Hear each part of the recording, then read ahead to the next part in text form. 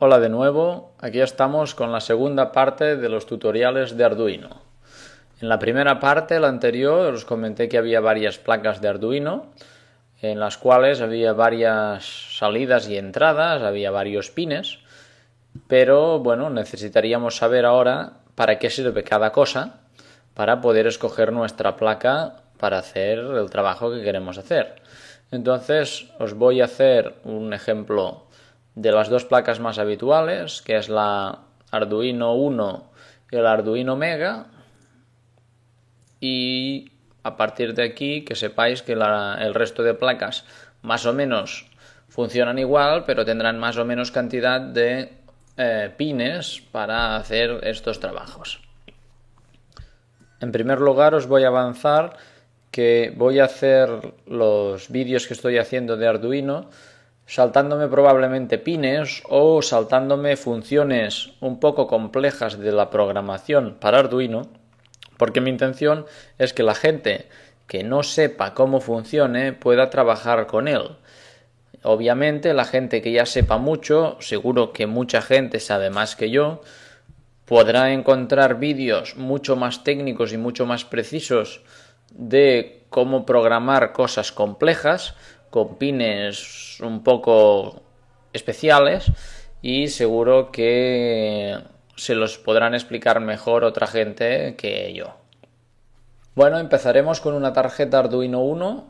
Esta es una vista superior. Primero que todo tenemos aquí un conector USB del tipo B que nos servirá para transportar el programa que hayamos grabado en el ordenador para introducirlo en la tarjeta en la memoria. Luego aquí tenemos un conector de alimentación. Este conector nos servirá para poder alimentar la tarjeta si no la alimentamos desde el propio USB. Y también nos sirve este pin que pone VIN, que iría conectado con el positivo de este conector, porque si no tenemos el conector o preferimos conectarlo a partir de pines, pues esto nos serviría. Ahí es ese apartado de aquí que pone Power. Tenemos el VIN, que es el voltaje de entrada. El voltaje de entrada, dependiendo de la tarjeta, tiene un máximo y un mínimo. Entonces tenemos que hacer un voltaje. Aquí conectaríamos el positivo dentro de estos parámetros. El GND sería la masa.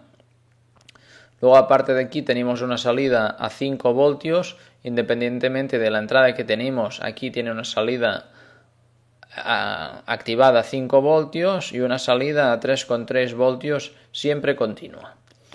Luego aquí tenemos otro pin que nos sirve de reset. Este pin nos servirá para poder resetear el Arduino por motivos el que sea, se haya quedado loco o porque queramos volver a empezar el programa.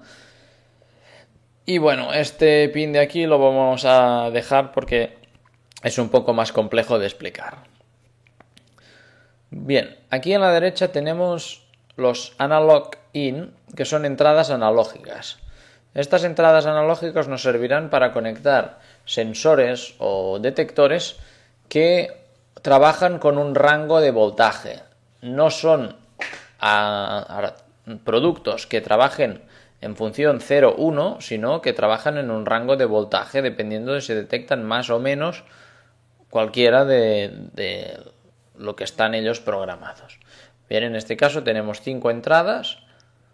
Por defecto son entradas, pero también se podrían llegar a programar como salidas. Y bueno, en principio estas nos permitirían un ajuste desde 0 hasta 1023, podríamos decir 1023 divisiones. Luego tenemos aquí, estas de aquí, que son las digitales, que tenemos, por ejemplo, las RX y TX. Estas son entrada y salida para puerto serie, para conectar con pantallas serie o otros tipos de artículos que vayan conectados en serie. Y luego tenemos una serie de pines que son digitales, que los podemos usar como entrada o como salida para hacer nuestro trabajo. Bien, hay que tener en cuenta que hay algunas que pone digital PWM, esto significa Pulse Width Modulation, que están marcadas con este símbolo, por ejemplo la 3, 5, 6, 9, 10, 11. Estas los que nos permiten es que si la configuramos como salida, nos permite ajustar el rango de salida de 0 a 255, haciendo también subdivisiones para poder emitir en el programa no un valor continuo de 5 voltios, sino hacer un valor intermedio. Bueno, esto también es un poquito más complejo, ya lo explicaré otro día, en otro vídeo, porque, bueno, la función de cómo se hace esto para poder conseguir un voltaje inferior. Bueno, otra cosa que tenéis aquí, que es la salida número 13, en este modelo en concreto. Esta salida 13 está conectada a un LED que, bueno, nos sirve para hacer pruebas, pues simplemente sin cablear nada. Cuando se activa la salida 13 se enciende el LED. Nos puede servir, pues, como he dicho, para hacer pruebas o una cosita así. Luego tenemos la masa. Y bueno, y este pin ya lo comentaré otro día, y estos pines también los comentaré en otro vídeo. Y estos de aquí también. En principio con con todo esto que he explicado hay más que suficiente para los trabajos más habituales. Luego tenemos aquí la tarjeta Arduino Mega, que si os fijáis funciona casi igual, el USB, la entrada. Aquí tenemos todo lo mismo, 5, 3 voltios, reset, todo igual. De entradas analógicas en este caso tenemos 15, bueno, 16, que hay la 0 aquí. Luego tenemos salidas digitales, que tenemos la 0 y la 1 para puerto serie. Luego tenemos hasta el 13 igual que el Arduino 1 y puestas en la misma posición.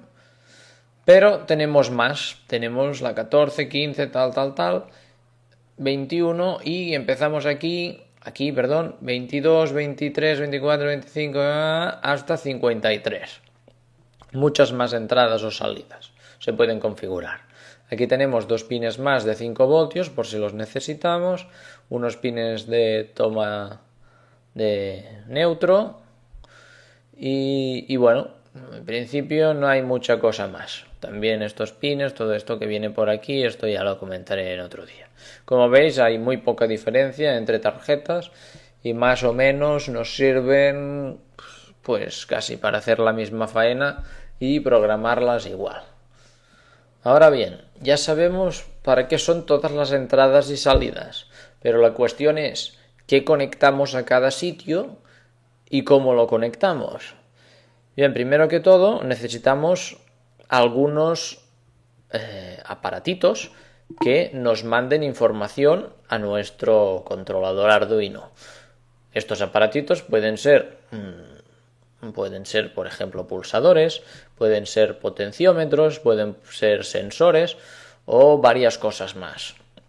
Pero básicamente podríamos decir que es lo más habitual esto que he comentado. Entonces, todo lo que sean pulsadores, boyas de nivel y aparatitos que funcionen solo con 0 o 1, o sea, conectado, desconectado, 0 voltios, 5 voltios, todo esto lo conectaremos a entradas digitales.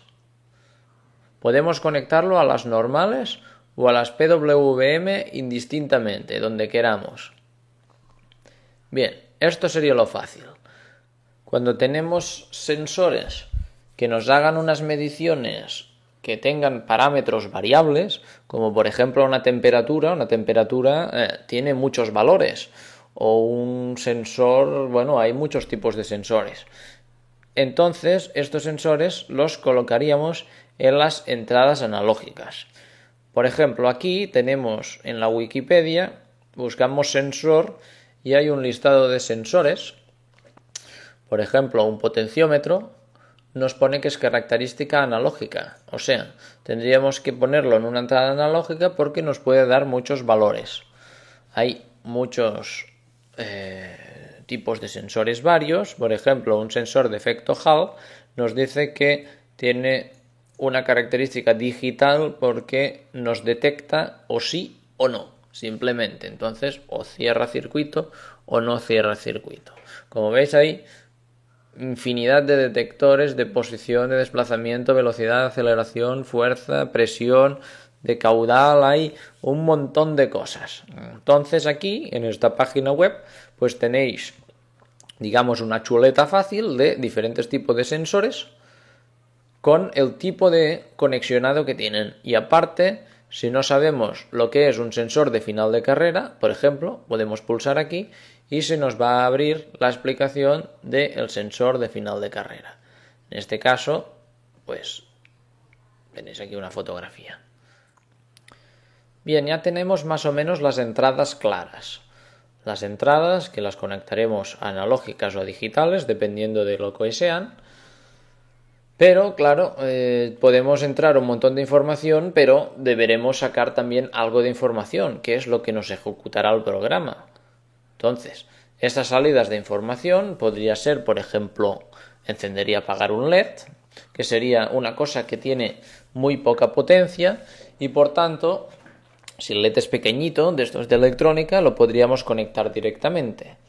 Pero la cuestión es que la mayoría de artículos o de aparatos eléctricos que vayamos a conectar en el Arduino van a tener una tensión probablemente más alta de 5 voltios, que es lo que nos da la placa, y un amperaje también mucho más alto de lo que soporta la placa. Por lo tanto, la solución que tenemos a todo esto es conectar en las salidas relés. Cada relé lo vamos a utilizar para un fin en concreto. Entonces, vamos aquí a la Wikipedia y vemos lo que es un relé. Hemos explicado al vídeo anterior, no quiero repetirme, más o menos lo que hace es de amplificador, es como un interruptor pilotado a distancia. Y bueno, aquí hay varios tipos de relés. Hay relés de bobina, hay relés de estado sólido, relés de corriente alterna, relés de láminas, bueno, explica las ventajas, hay muchos tipos de relés. Entonces, ¿qué relé vamos a escoger? Pues primero que todo, el Arduino, las salidas que tiene son a 5 voltios en corriente continua. Por lo tanto, tenemos que comprar relés que funcionen con una bobina a 5 voltios corriente continua. También las podéis encontrar como 5V CC o 5V DC. DC es Direct Current, que es corriente directa, CC, corriente continua. Todo esto os serviría. Entonces, el Arduino activaría el relé y a partir de allí, el otro lado del relé, tendríamos varias opciones. Tendríais, por ejemplo, relés que tengan un conmutador, tendríais relés con varias salidas abiertas, normalmente cerradas. ¿Ves? Aquí hay un poquito de esquema. Y entonces, pues bueno, compraríamos un relé que nos sirva para hacer nuestro trabajo. Normalmente, la gente que trabaja en Arduino compra placas de relés como las que os enseñé en el vídeo anterior, que ya están pensadas para trabajar a 5 voltios en corriente continua y que llevan la salida de tipo conmutador. Tienen un común y una normalmente abierta y otra normalmente cerrada, y entonces a partir de allí podemos trabajar con la mayoría de circuitos y la mayoría de aparatos que queramos controlar desde el Arduino. Bien, otra cosilla que también os puede interesar es un telerruptor. Un telerruptor podríamos decir que es un relé, pero que funciona por impulsos. Cuando tú le das un impulso, se activa, cuando le das otro impulso, se desactiva. Y así infinitamente. En vez de ser un relé que tienes que darle el impulso continuo, en este caso vas dando pulsos y él va activando, desactivando. Las ventajas, por ejemplo, que tiene un telerruptor en vez de un relé es que mientras está activado no hace falta que esté consumiendo electricidad ni que esté la bobina en funcionamiento, o sea, calentándose.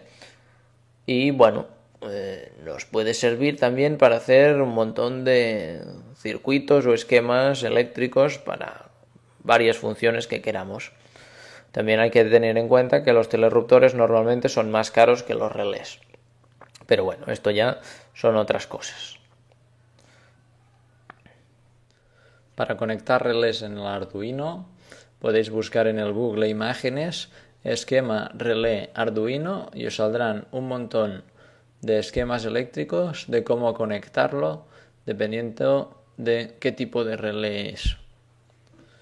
Bien, este vídeo está quedando ya un pelín largo, así que vamos a hacer una parada y seguimos en el próximo. Muchas gracias a todos.